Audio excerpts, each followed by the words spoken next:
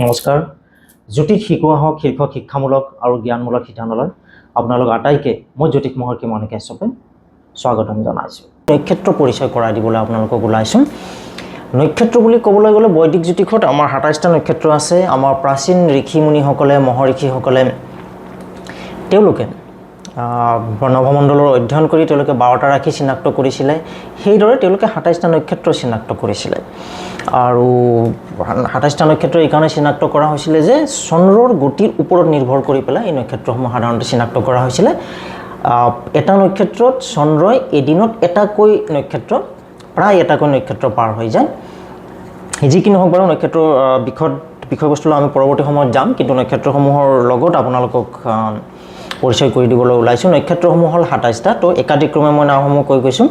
প্ৰথম নক্ষত্ৰ হ'ল অশ্বিনী নক্ষত্ৰ, দ্বিতীয় নক্ষত্ৰ হ'ল ভৰণী, তাৰপিছত কৃত্তিকা, ৰোহিণী, মৃগশিৰা, আৰ্দ্ৰা, পুনৰ্বসু, পুষ্যা, অশ্লেষা, মঘা, পূৰ্ব ফাল্গুনী, উত্তৰ ফাল্গুনী, হস্তা, চিত্ৰা, স্বাতী, বিশাখা, অনুৰাধা, জ্যেষ্ঠা, মূলা, পূৰ্বখাৰা, উত্তৰহাৰা, শ্ৰৱণা, ধনিষ্ঠা, শতভিষা, পূৰ্ব ভাদ্ৰপদ, উত্তৰ ভাদ্ৰপদ আৰু ৰেৱতী। যি কি নহওক আপোনালোকে নক্ষত্ৰৰ নামসমূহ যেতিয়া পাই গৈছে তেতিয়া এটা কথা নিশ্চয়কৈ মন কৰিছে যে নামসমূহৰ লগত নক্ষত্ৰৰ নামসমূহৰ লগত আমাৰ যিটো মাহসমূহৰ নামৰ মাজত অকণমান হ'লেও সাদৃশ্য আছে। গতিকে এই নক্ষত্ৰসমূহৰ পৰাই কিদৰে আচলতে আমাৰ মাহসমূহ নামাংকিত হৈছে সেই সময় পৰৱৰ্তী সময়ত আপোনালোকৰ কাৰণে এটা বিশদ ভিডিঅ' এটা লৈ আহিম। আৰু আজিৰ ভিডিঅ'টো শেষ কৰাৰ আগতে আপোনালোকক আৰু এটা বিষয়বস্তুৰ লগত পৰিচয় কৰি দিবলৈ ওলাইছোঁ। ৰাশিচক্ৰৰ আপোনালোকে আগতে পাই আহিছে যে ৰাশিচক্ৰৰ প্ৰথম ৰাশি হ'ল মেঘ।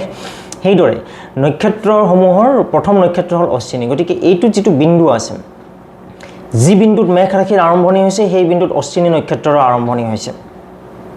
কিন্তু ৰাশিচক্ৰ যিহেতু ১২টা আছে, সেইকাৰণে ৰাশিচক্ৰত ১২টা ৰাশি আছে, সেইকাৰণে প্ৰতিটো ৰাশিত ৩০ ডিগ্ৰীকৈ আছে, কিন্তু ৩০ ডিগ্ৰীকৈ সৰ্বমুঠ ৩৬০ ডিগ্ৰী।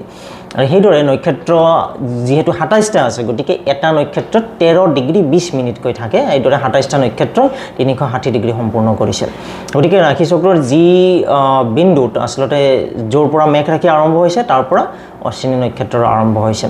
আৰু সেইদৰে এটা ৰাশিত সাধাৰণতে ৩টাকৈ নক্ষত্ৰ থাকে। আৰু কোনোবা নক্ষত্ৰ সাধাৰণতে 2টা ৰাশিতো পৰিছে। এইসমূহ বিষয়বস্তুলৈ পৰৱৰ্তী সময়ত আপোনালোকৰ সময়ত নিশ্চয়কৈ মুকলি কৰিম। কিন্তু এই নক্ষত্ৰসমূহৰ পৰিচয় আৰু নক্ষত্ৰসমূহৰ নাম, ৰাশিত তেওঁলোকৰ অৱস্থান এইবিলাক হৃদয়ংগম কৰি ৰখাটো এইকাৰণে দৰকাৰী যে পৰৱৰ্তী সময়ত আমি যেতিয়া বিশেষকৈ পঞ্জিকা যিটো মুণ্ডেন জ্যোতিষই হওক বা আমাৰ বিভিন্ন পঞ্জিকা আমি যেতিয়া ব্যৱহাৰ কৰোঁ, যে পঞ্চাংগ যেতিয়া আমি ব্যৱহাৰ কৰোঁ, কোনটো দিন শুভ হ'ব কোনটো দিন অশুভ হ'ব, এইবিলাক বিচাৰ কৰিবলৈ নক্ষত্ৰ বিচাৰ অতিকে দৰকাৰী হৈ পৰে। গতিকে আজিৰ ভিডিঅ'ত আমি নক্ষত্ৰসমূহৰ বিষয়ে নামৰ বিষয়ে পৰিচিত হ'লোঁ, তেওঁলোকৰ আৰম্ভণিৰ বিষয়ে আৰু